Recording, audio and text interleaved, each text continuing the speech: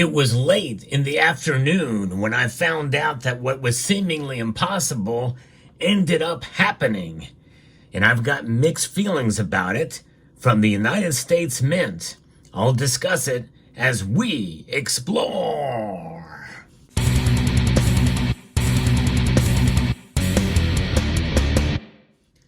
That's right, the United States Mint never ceases to surprise us.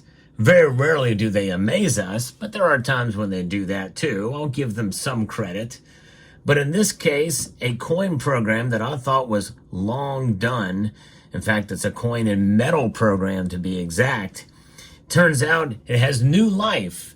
Thanks to Son of a Silver Stacker for breaking the news about this.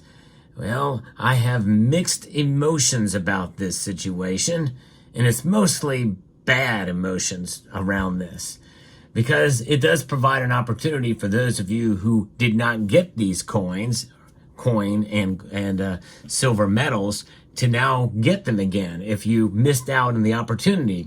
The 30-day window, which actually I thought was a great idea by the United States Mint. There were mintage limits on these pieces. The gold coin, the Liberty and Britannia gold coin, which is a collaboration between the Royal Mint and the United States Mint on the design of the obverse of this piece.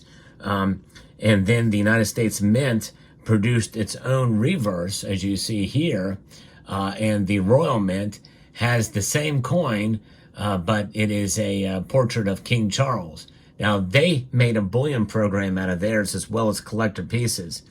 And in fact, some people say, well, because the Royal Mint's bullion coins are much cheaper than what the United States has, but they're two different types of programs. The Royal Mint's prices are actually much more expensive than the U.S. Mint's proof coins. But I digress. The fact that they're offering these things again is a little troubling. I'll get to that in a moment. But this is the silver medal. They didn't make a coin out of it because there was no congressional authorization for this program. And they have the Treasury, the Treasurer has the leeway to be able to add a denomination to gold coins, but not to silver coins for some reason, or silver medals. So this is a silver medal. By the way, this is the right side up for the American version, but this is the right side up for the American version.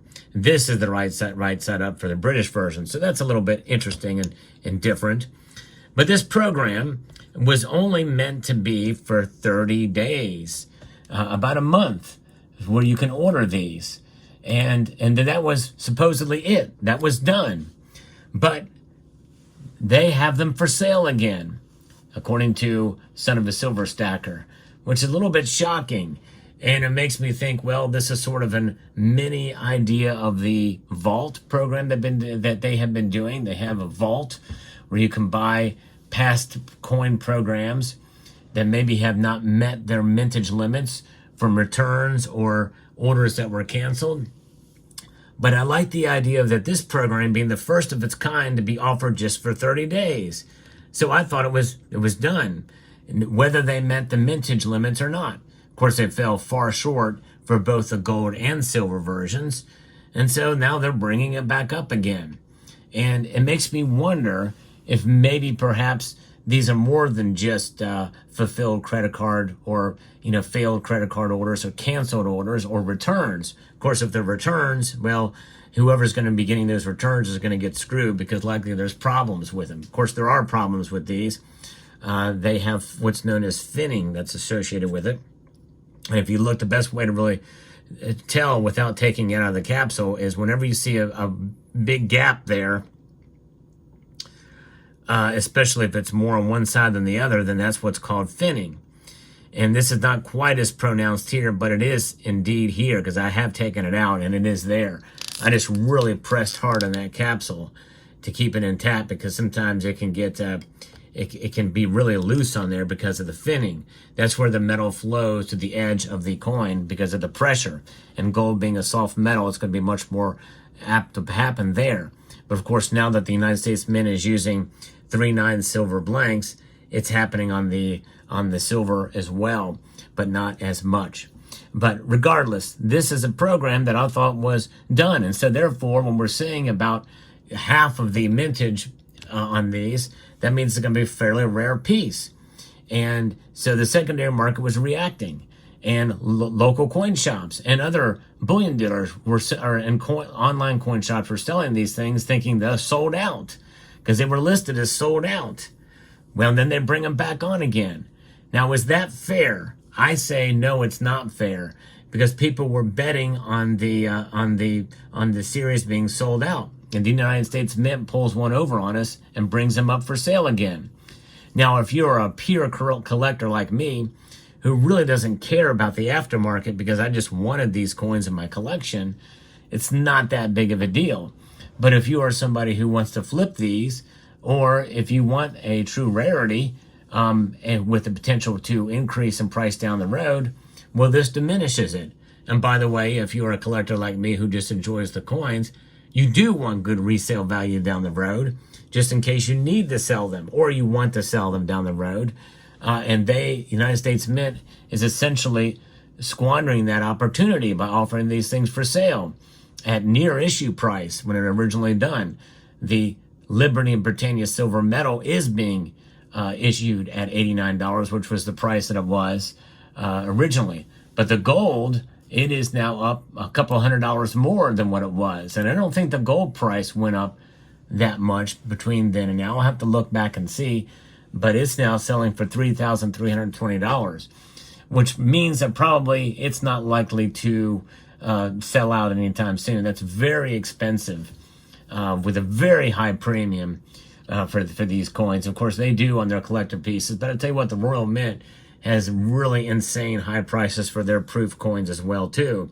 And their proof version of this, I think, is like equates to over $4,000 if I'm not mistaken, when converted from pounds to dollars.